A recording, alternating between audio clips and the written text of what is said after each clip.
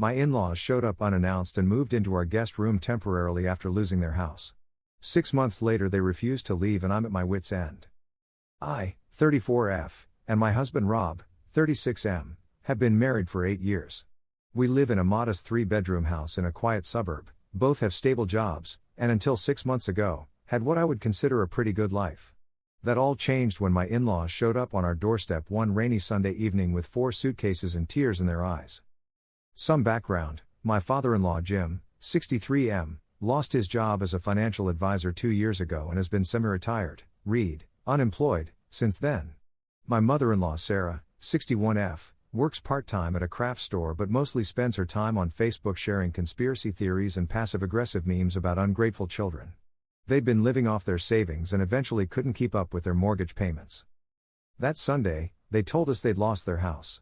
The bank had foreclosed, and they had nowhere else to go. Rob, being the dutiful son he is, immediately offered them our guest room until they get back on their feet.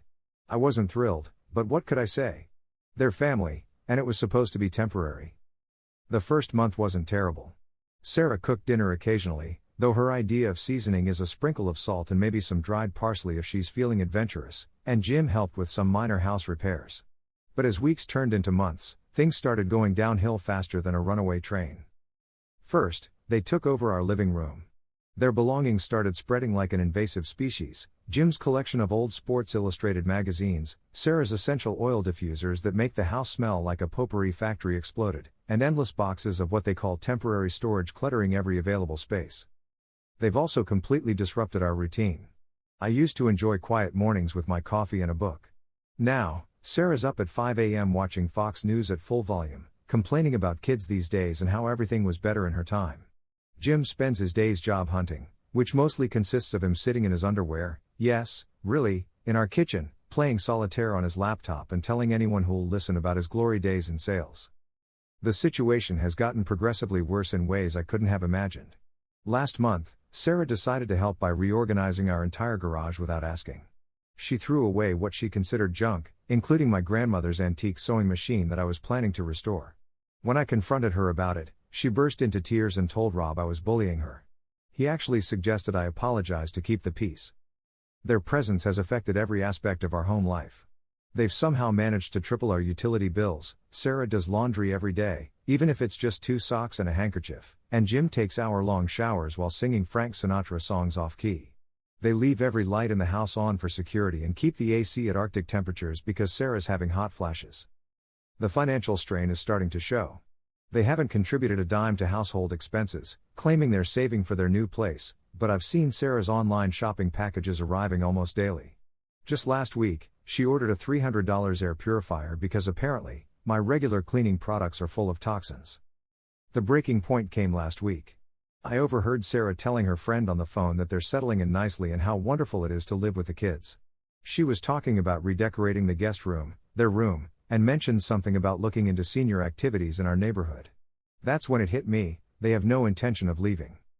The situation has created an impossible dynamic with my husband. Rob works in IT and has been working from home 3 days a week.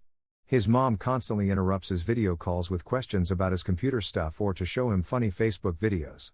His productivity has tanked, and he's starting to worry about his job security, but he won't say anything to them about it.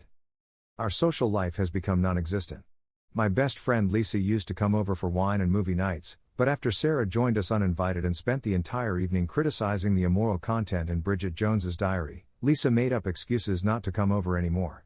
Our neighbors have stopped inviting us to their weekly game nights because Jim kept trying to recruit everyone into his latest multi-level marketing scheme. The invasion of privacy has reached new levels. Last week, I found Sarah going through our bedroom closet because she was looking for extra hangers. She started opening our mail because we're all family here, and I'm pretty sure she's reading my journal. Things I've written about keep mysteriously coming up in conversation. I tried talking to Rob about it. He agrees it's not ideal but keeps saying we can't just throw them out on the street. Every time I bring up the subject, he gets defensive and reminds me that they're his parents. We've had more arguments in the past 6 months than in our entire marriage. The situation is affecting every aspect of our lives. Our intimacy is non-existent because the walls are thin and Sarah has superhuman hearing. We can't have friends over because Jim will corner them with his conspiracy theories about the housing market crash. I've started working late just to avoid going home, and Rob's stress eating has him up 2 pants sizes. The tension reached a new high when Sarah started rearranging our wedding photos to add some of their family pictures. She actually took down our wedding portrait from above the fireplace and replaced it with a giant family photo from Rob's childhood. When I moved our wedding photo back, she complained to Rob that I was erasing family history. Yesterday, I found a real estate magazine in the bathroom with circled listings, not for them, but for larger houses more suitable for multigenerational living. I nearly had a panic attack right there. Later that evening, they called a family meeting to discuss the possibility of converting our home office into a proper bedroom for them, complete with an ensuite bathroom. They had already gotten quotes from contractors. The financial advisor in Jim apparently hasn't completely disappeared, as he's now trying to help us manage our money. He found our bank statements in the mail, which he shouldn't have opened, and created a spreadsheet suggesting we cut our unnecessary expenses, my gym membership, Rob's gaming subscriptions, my weekly therapy sessions, to save for the renovation.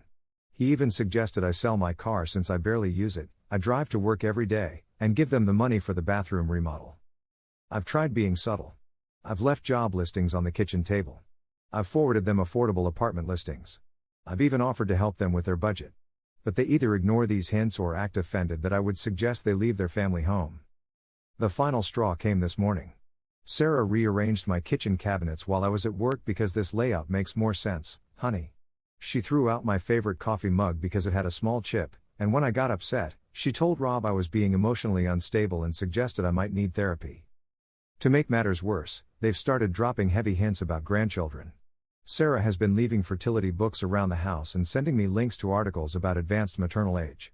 Last week, she actually scheduled me an appointment with her friend's daughter who's an OB/GYN, without asking me first.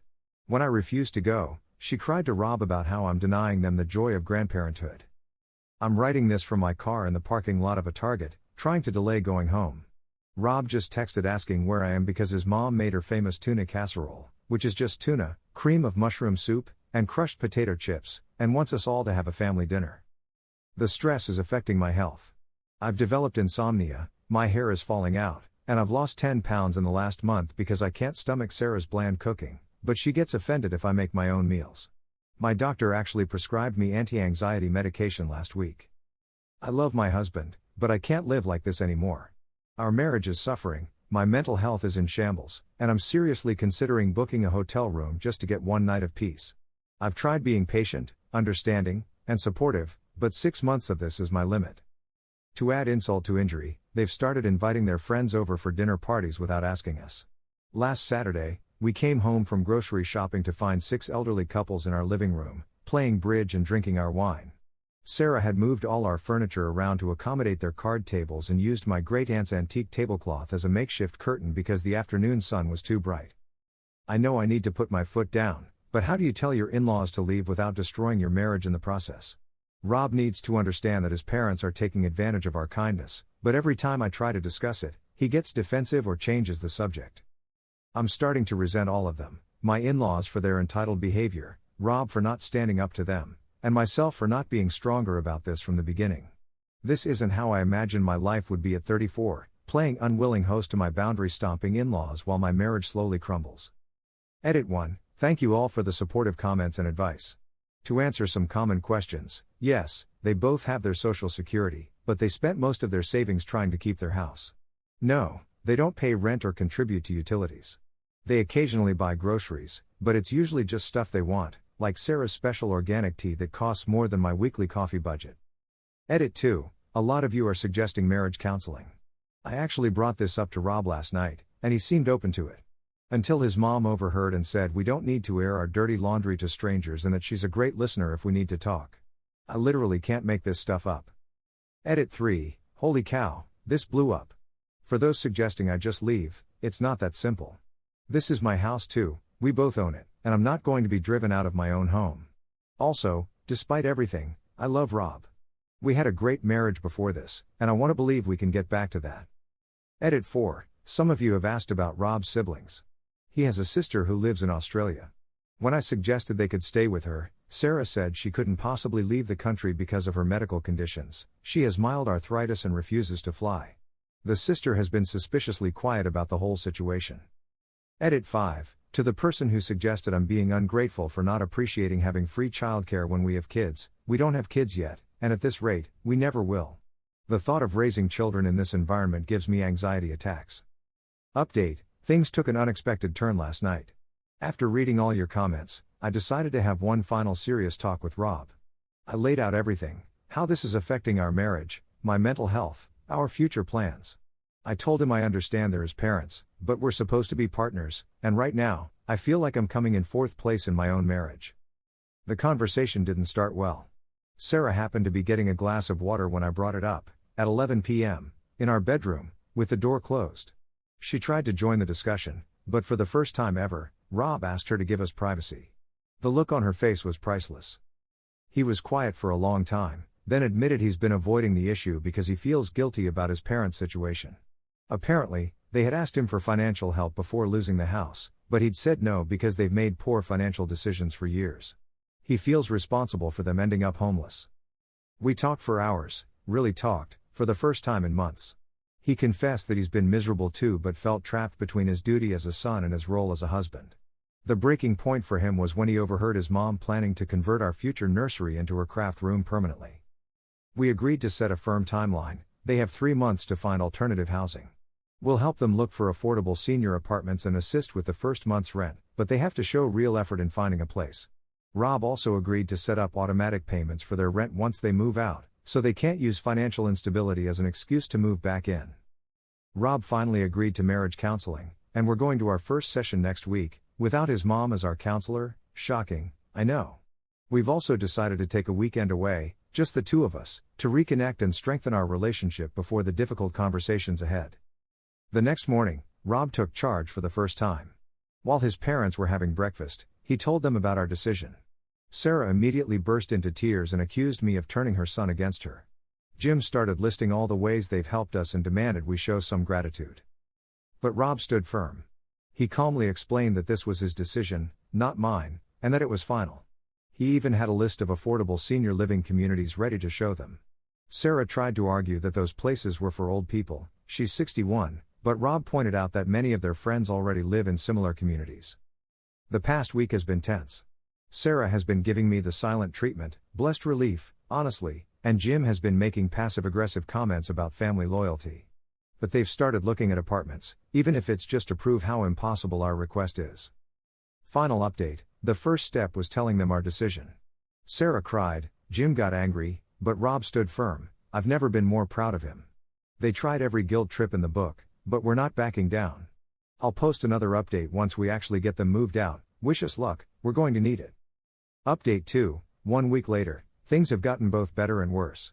Better because Rob and I are united and communicating better than ever. Worse because Sarah has gone into full manipulation mode. She's been calling all the relatives, telling them we're throwing them out on the street. Rob's aunt called to berate us, but Rob shut her down by asking why she wasn't offering them a place to stay if she was so concerned. Jim has actually started looking at apartments, though he insists nothing is good enough.